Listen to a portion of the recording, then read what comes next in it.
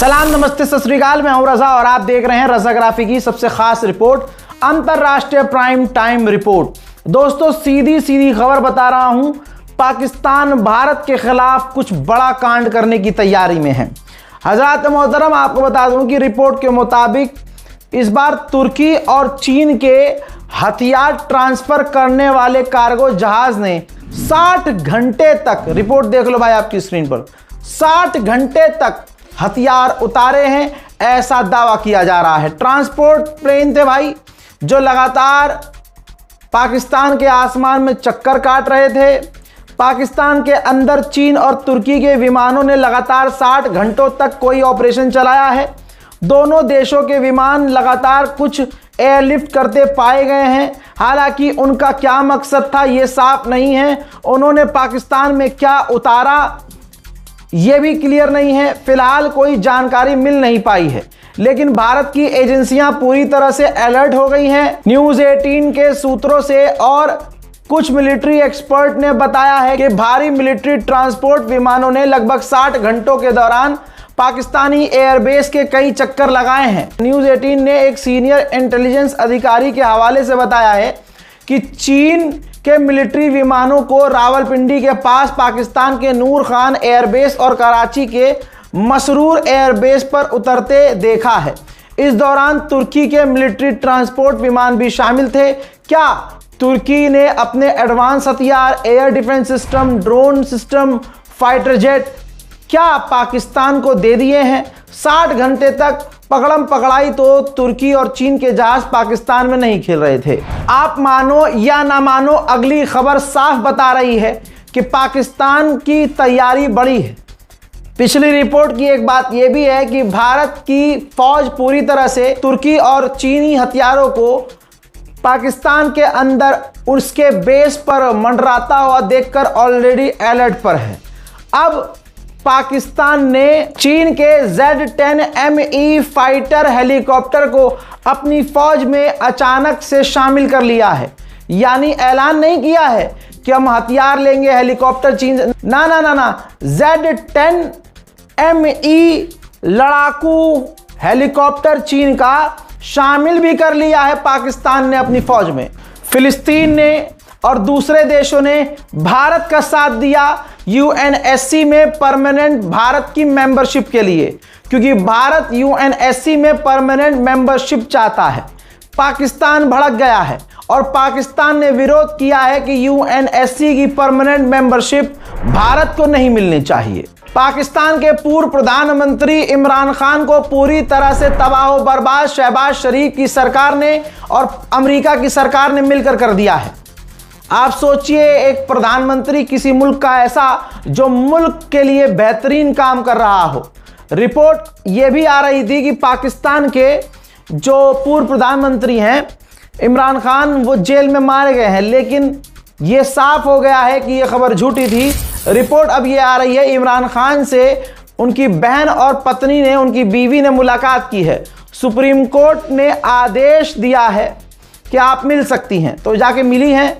और अब पूर्व प्रधानमंत्री अस्पताल शिफ्ट किए जाएंगे, क्योंकि जेल के अंदर इमरान खान की हालत काफ़ी गंभीर है। पाकिस्तान वैसा कैरेक्टर है कि कोई अच्छा काम करता है तो किसी मकसद से करता है, मतलब से करता है, मतलब है सिर्फ पैसा। ईरान और अमेरिका के बीच मध्यस्थता इस्लामाबाद में करवाई तो पाकिस्तान ने। मैंने तभी कह दिया था कि पाकिस्तान अपना कुछ खेलेगा। ये रही रिपोर्ट। अब शहबाज शरीफ की सरकार भीख मांग रही है अमेरिका से ज़बरदस्ती कि भैया विदेशी इन्वेस्टमेंट $10 बिलियन की आपको हमारे यहाँ करनी चाहिए। लगातार शहबाज शरीफ डोनाल्ड ट्रंप को मनाने के लिए लगे पड़े हैं। पाकिस्तान की इंटरनेशनल लेवल पर क्या ही वैल्यू है, ज़रा पाकिस्तान की ज़बानी ही सुन लीजिए। पाकिस्तान के एक मेंबर ऑफ पार्लियामेंट हैं, वो UAE में थे और ईरान और अमेरिका की जंग छिड़ गई। UAE पर भी ईरान ने शुरुआत में ही हमले कर दिए, जिसके बाद पाकिस्तानी और भारतीय जो भी विदेशी थे वो UAE में फंस गए थे, क्योंकि उनका जो फ्लाइट है सिस्टम पूरी तरह से स्टक हो चुका था, फ्लाइट नहीं चल रही थी। ऐसे में जो मेंबर ऑफ पार्लियामेंट हैं, आपकी स्क्रीन पर ये देख लीजिए उनकी तस्वीर, इन्होंने पाकिस्तान की पार्लियामेंट में बताया कि भाई हम भी पाकिस्तानी फंस गए थे। अब वापस जब हम होटल में गए यूएई के अंदर, तो होटल की मैनेजमेंट ने कहा कि जिस व्यक्ति के पास भारतीय और अमेरिकी पासपोर्ट है वही हमारे यहाँ रुक सकता है। हमारे साथ भेदभाव हुआ है। इंटरनेशनल प्लेटफॉर्म पर हमें यूएई के खिलाफ आवाज उठानी चाहिए। तो दोस्तों, ये है पाकिस्तान की वैल्यू। बांग्लादेश ने भारत को ना कर दिया है। भारत सरकार ने बांग्लादेश के प्रधानमंत्री को ब्रिक्स के सम्मेलन में बुलाया था, न्योता दिया था, जिसके बाद शेख हसीना को लेकर तनाव बढ़ गया और बांग्लादेश ने अपना दौरा रद्द कर दिया और कह दिया हम भारत नहीं जाएंगे। भारत पहले हमारी बातें माने, जिसमें सबसे मेन बात यह है कि हमारे देश की पूर्व प्रधानमंत्री शेख हसीना को हमें वापस लौटाए। मेरे दोस्तों, भारत ने पाकिस्तान का पानी रोका है तो बांग्लादेश भी डर रहा है। छोटी सी ये रिपोर्ट देख लीजिए, दैनिक भास्कर की है।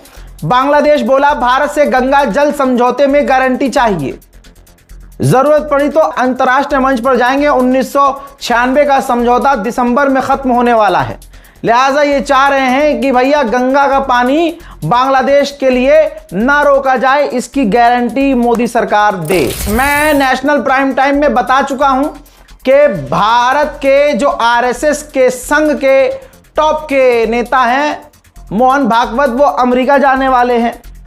प्लानिंग हुई, अमेरिका को जब पता चला तो USCIRF ने और ऐसे अमेरिका के टॉप के नेताओं ने मांग की अपने मुल्क में, और तमाम अखबारों में, मीडिया में, अमेरिका में चल गया कि मोहन भागवत एक आतंकी सोच संगठन का लीडर है। भारत के अंदर मुसलमान ईसाइयों के ऊपर यह संगठन जुल्म करवाता है और भारत के अंदर ये माइनॉरिटीज के लिए मुसीबत खड़ी करता है। इसी आतंकी, जी हां आतंकी करार दिया है, कहा कि यह आतंकी संगठन से जुड़ा हुआ खुद भारत का प्रधानमंत्री मोदी है। यही बात बोली है USCIRF के अंदर, इस बात को कह दिया गया है, जिसके बाद अमेरिका के अंदर यह भी मांग तेज हो गई कि आरएसएस का लीडर अमेरिका में एंट्री ना कर पाए। मांग यह भी की गई कि अमेरिका के मिनिस्टर्स, लीडर्स मोहन भागवत से ना मिले, किसी तरह की मीटिंग ना करें। ठीक इसी तरह से मांग कनाडा ने भी की है। ये रही रिपोर्ट। 100 से ज्यादा ग्रुप, 100 लोग नहीं, 100 से ज्यादा ग्रुप, भाई सबने अपनी सरकार से मांग की है कि हमारे यहां भी, क्योंकि मोहन भागवत कनाडा जाने वाले हैं, फिर अमेरिका जाते, तो मांग की है कनाडा के टॉप ऑफिशियल्स ने और टॉप 100 से ज्यादा ग्रुप्स ने अपनी सरकार से कि मोहन भागवत को कनाडा में एंट्री ना मिले, क्योंकि वही बात जो अमेरिका की USCIRF ने कहा कि मोदी सरकार से जुड़ा हुआ आदमी है, संघी सोच का है, अल्पसंख्यक समुदाय को दबाने का काम करता है, उनके नरसंहार की इसकी सोच है। मेरे दोस्तों, चाइना के खिलाफ मोदी कुछ नहीं कर पा रहे, अमेरिका कुछ नहीं कर पा रहा, ठीक, तो चाइना के खिलाफ जापान और ऑस्ट्रेलिया ग्रुप बना रहे हैं और जापान चाहता है कि उस ग्रुप में भारत को भी ले लिया जाए। हंसना मना है। अब कौन इनको समझाए कि मोदी जी के अंदर 56 इंच वाली हिम्मत है या नहीं है। हमें खुद पता है कि जापान के इस मिलिट्री ग्रुप को मोदी जी कभी भी ज्वाइन करने की हिम्मत नहीं रखते। उधर जापान के डिफेंस मिनिस्टर इस टाइम भारत में हैं। ये रही चंद तस्वीरें मोदी जी से भारत के रक्षा मंत्री राजनाथ सिंह जी से मुलाकात की है, एग्रीमेंट किया है हथियारों को साथ मिलकर बनाने का।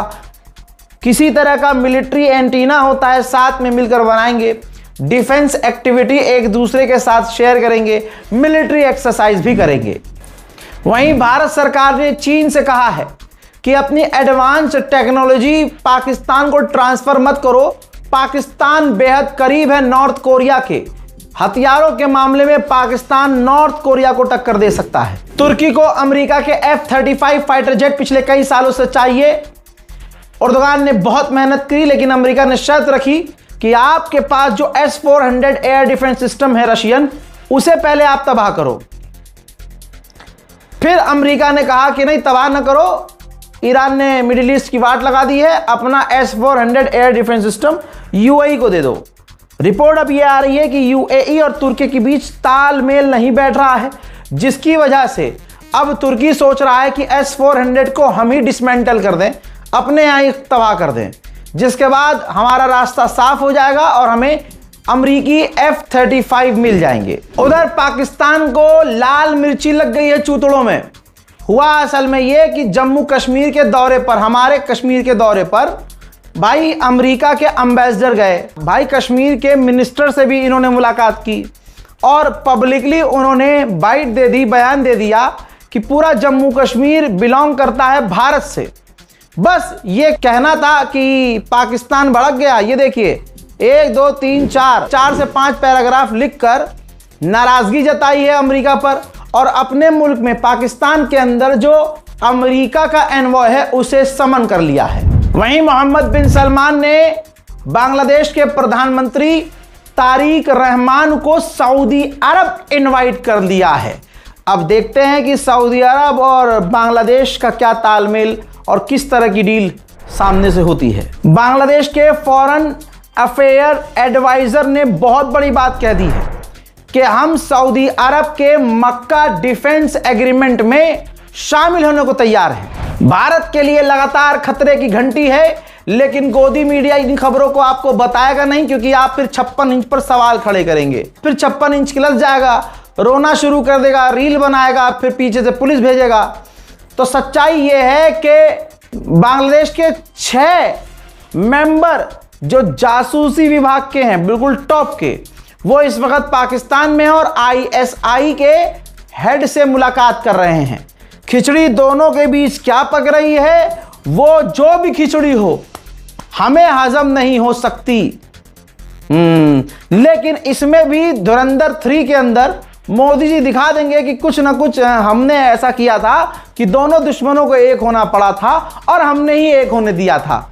किस तरह से अपने तमाम फेलियर्स को मोदी जी ने धुरंधर 2 में कामयाबी में तब्दील कर दिया, ये तो हम देख ही चुके हैं। चाइना ने अंतरिक्ष में कमाल कर दिया है, ऐसा कमाल कि दुनिया में, इतिहास में ये कमाल सिर्फ अभी तक एलन मस्क ने किया था। दूसरा चीन बन गया है। रॉकेट चीन का अंतरिक्ष में जाता है सैटेलाइट लेकर और वहां से रॉकेट से सैटेलाइट निकलकर अपनी पोजीशन पर चली गई।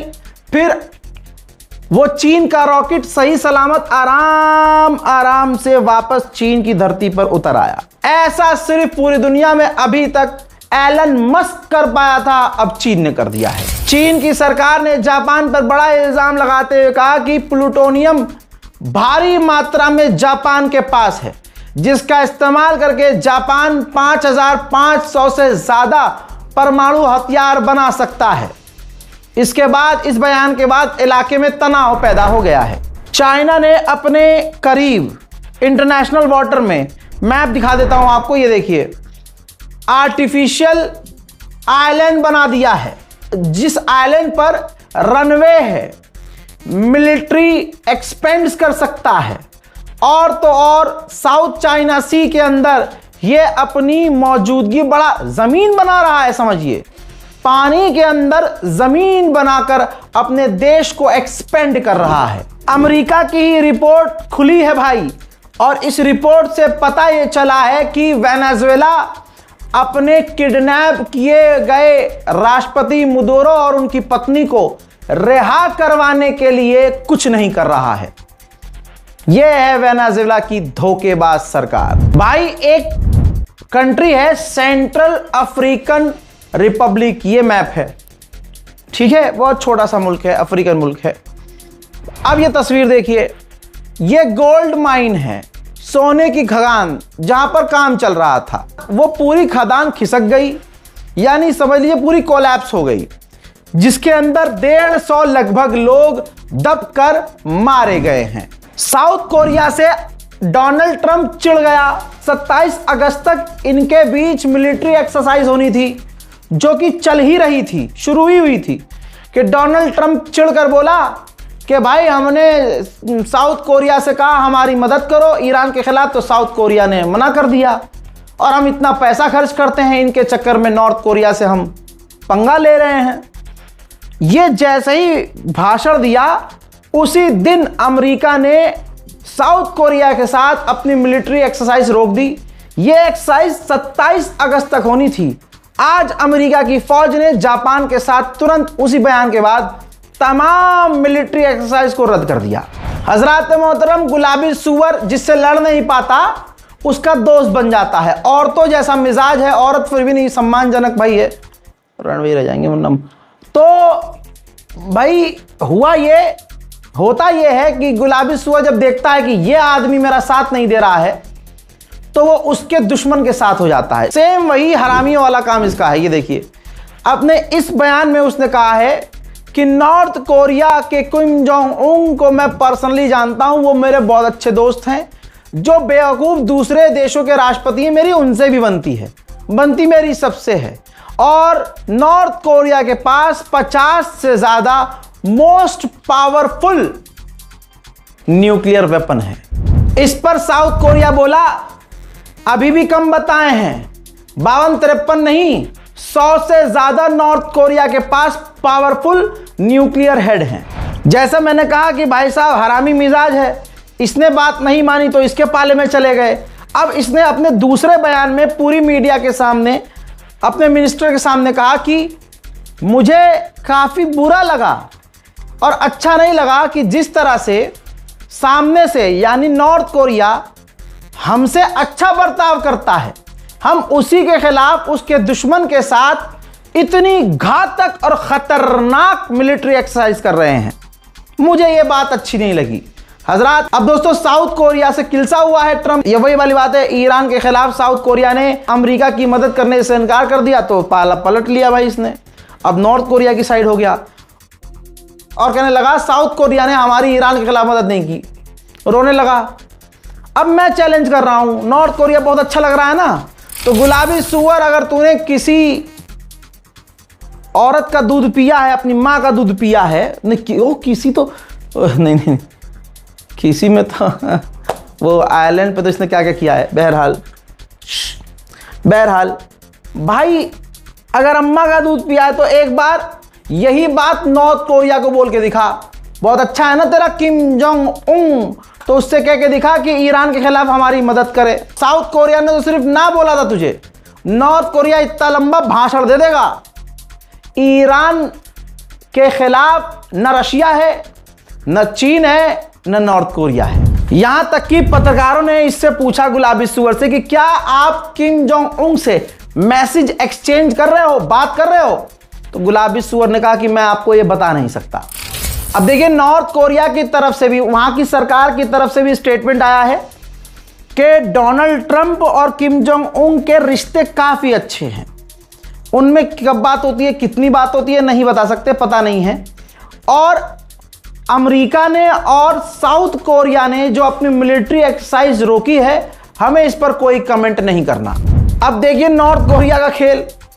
जब अमेरिका ने, ट्रंप ने साउथ कोरिया के साथ मिलिट्री एक्सरसाइज रोक दी, ट्रंप के साथ मीठी मीठी बातें सामने आने लगी नॉर्थ कोरिया की।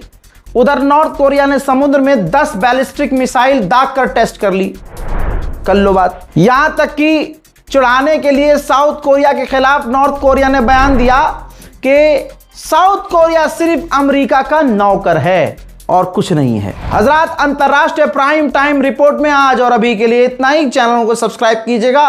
मोस्ट इंपॉर्टेंट वीडियोज, वैसे तो हम काम की वीडियो बनाते हैं, लेकिन दोस्तों ये अंतरराष्ट्रीय प्राइम टाइम रिपोर्ट है। एक वीडियो के अंदर दुनिया की तमाम खबरें जरूर देखिए। सब्सक्राइब कीजिए, अपनी राय कमेंट में लिखिए। जय हिंद, वस्सलाम।